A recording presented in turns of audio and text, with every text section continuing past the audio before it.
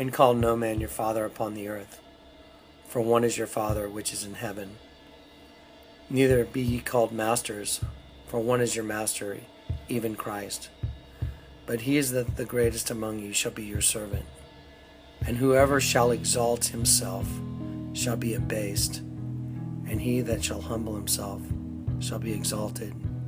But woe unto you, scribes and you Pharisees, hypocrites! For you shut up the kingdom of heaven against men. For ye neither go in yourselves, neither suffer ye them that are entering to go in. Woe unto you, scribes and Pharisees, hypocrites! For you devour widows' houses, and for a pretense make long prayer.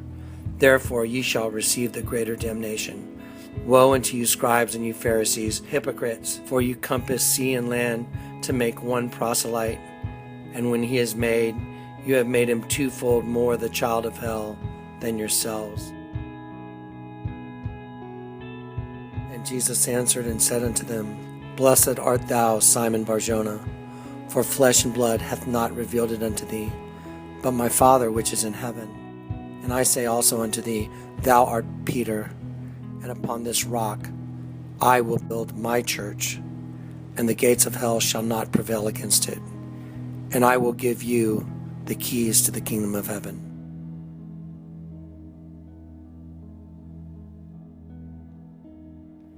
Isaiah said, Those who try and hide their plans from the Lord are doomed. They carry out their schemes in secret and think no one will see them or know what they are doing. They turn everything upside down. You're looking at the Vatican in St. Peter's Square. St. Peter's Square is in the shape of a keyhole. The Vatican itself is in the shape of an upside-down cross. This is truly the devil's church that has misappropriated and hidden the keys to the kingdom of heaven. Even the name St. Peter's Basilica gives away the identity of Satan's church. Basilica, the origination of the word, means a place of a king. The word basilisk refers to a serpent described as a dragon that can kill by its breath or look. Basilica translates into the abode of the basilisk, which is the abode of the serpent, the royal serpent, the serpent that wears a crown. Revelation 12. And behold, a great red dragon, having 7 heads and 10 horns, and 7 crowns upon his heads. And his tail drew the 3rd part of the stars of heaven, and did cast them to the earth. And the dragon stood before the woman which was ready to be delivered, for to devour her child as soon as it was born.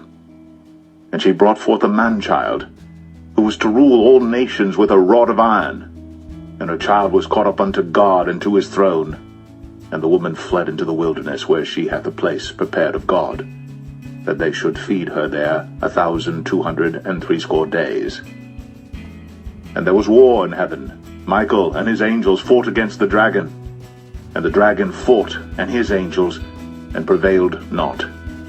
Neither was their place found any more in heaven. And the great dragon was cast out, that old serpent called the devil and Satan, which deceiveth the whole world. He was cast out into the earth, and his angels were cast out with him. And I heard a loud voice saying in heaven, Now is come salvation and strength, and the kingdom of our God and the power of his Christ. For the accuser of our brethren is cast down, which accused them before our God day and night. And they overcame him by the blood of the Lamb, and by the word of their testimony, and they loved not their lives unto the death. Therefore rejoice, ye heavens, and ye that dwell in them. Woe to the inhabiters of the earth and of the sea, for the devil is come down unto you, having great wrath, because he knoweth that he hath but a short time.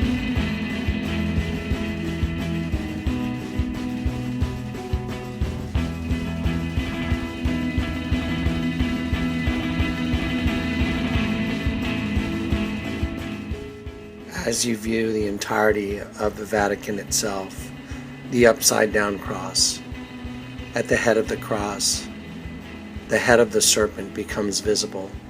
The conspicuously placed circles for the eyes of the serpent, as well as the square window for the exit of the tongue on the mouth of the serpent becomes obvious. It is truly the abode of the serpent. The dome on the top of the Vatican becomes the crown of the serpent, truly hidden in plain sight. The entirety of the Vatican is an upside-down cross, with a serpent at the head of the cross wearing a crown. This is truly the Church of Satan, and the keys to the kingdom of heaven have been hidden by Satan himself in the form of one of the largest Christian churches in the entire world, boasting of over 1.2 billion members, deceived by Satan himself. Woe unto you, Pharisees and teachers of the law, for you have taken away the key to knowledge. You don't go in yourselves, and you kept those who are trying to enter from entering. Your damnation shall be the worse.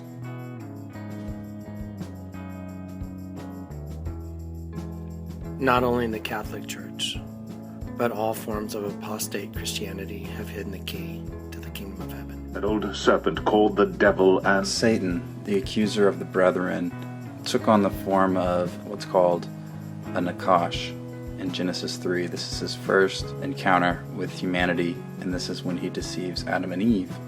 The Hebrew word is the Strong's Concordance 5175, Nakash in Genesis 3:1.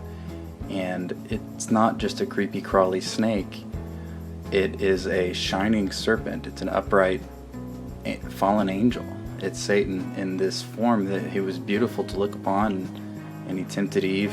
It was more than Eve eating a piece of fruit, but the point of this Nakash reference is that he, the serpent, manifests all over the world in all these various cultures in disparate time periods: the Mayans, the Aztecs, the Egyptians, the Sumerians, Phoenicians, in Asia and Japan and China. And there's this obsession with this dragon, this winged serpent. And this isn't just the rudimentary imaginations of man coming up with some mythological creature. These are carvings of what they saw. And it's pretty evident to see that. It's hard to explain this as just coincidence that all these cultures came up with this same creature without there being some type of common denominator being Satan. Just like it says in Revelation we just listened to, that he deceives the whole world. He's deceived the whole world. And Michael's going to cast him out. Michael is going to fight with the angels, and they're going to fight Satan and his fallen angels, which is 1/3 of the angels, and they're going to get cast down to the earth. And Satan's going to then set up his New World Order government. But he has to have the groundwork here. He has to have a throne built for him, so that when he gets here, because he knows he has a short time, he's going to have to sprint right out of the gate. And so we're trying to expose to you that his groundwork has been laid, the channels of communication and the channels of worship and these avenues and funnels of blind loyalty, fealty, devotion, trust. The world right now is facing something deeper than human corruption or greed or malice or lust for power. It's a lot darker than that. And there are plenty of humans and things that look human on this earth that have chosen their king. And they've chosen Lucifer. They think that he's got a chance to win. They backed him at the original fall of the angels. They thought he could, set his throne above the Most High. And they are going to fight to the death. They're dug in, and there are humans that have accepted their role, and they think that they're going to be rewarded. If anyone saw Transformers 3, you'll see this concept. I remember a talk I had with my dad once about tough choices. And now's not the time. We'll set something up, though. Of course, that was way back when my dad's firm was in charge of budget review and accounting for NASA. You see, the thing that he taught me was, when it's not your war, you join the side that's going to win. You really think you're the first man ever asked to join the noble alien cause? Who are you?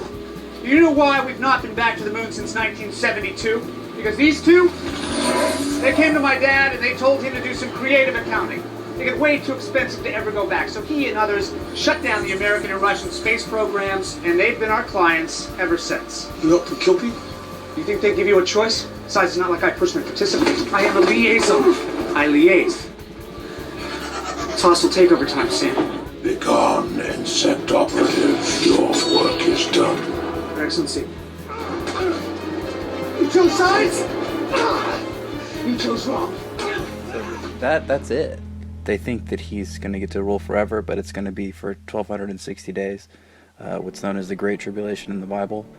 This is all prophesied in the Bible. So if you're not a believer and you see that there is this nefarious, unhuman-like evil that is manipulating world events,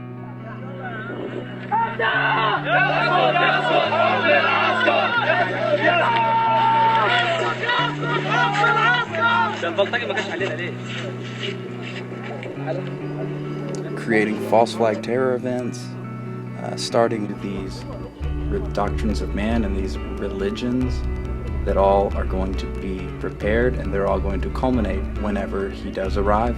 He's going to appear benevolent, but he is going to be that old serpent, Satan. And just like when he tempted Jesus in the desert in Luke, he took him to all the kingdoms of the earth, and he said, look, these all belong to me, for the glory of them has been bestowed to me from God. God has allowed Satan to set up these governments and kingdoms and royal bloodlines, and it's all part of the plan. He's going to let Satan flex all of his muscles, and he's still going to win. So we're here not to pick on any one particular religion, but to show you that they are all tracing back to you, that old serpent, Satan. The devil, the deceiver, he has created all of these false religions, these man-made, satanically inspired, man-made religions, as evidenced here. John of Patmos, who saw the visions that Jesus gave him, and he wrote the book of Revelation in 70 AD. When he was shown the mark of the beast and the number, it was in a foreign language to him at the time, and he just wrote down what he saw. And what he wrote was the Greek number 666 here as he wrote it. And as you can see, it is an eerie match for the phrase "in the name of Allah," and there is even it even looks like a serpent to me. I mean, here it is. And the Arabic language was not officially recorded as being a written down language until 512 AD. So John saw this and wrote it in 70 AD, and then 500 years later, we have the phrase, "in the name of Allah." And there was war in heaven. Michael and his angels fought against the dragon. And the dragon fought and his angels, and prevailed not. Neither was their place found any more in heaven. And the great dragon was cast out, that old serpent called the devil and Satan, which deceiveth the whole world. He was cast out into the earth, and his angels were cast out with him.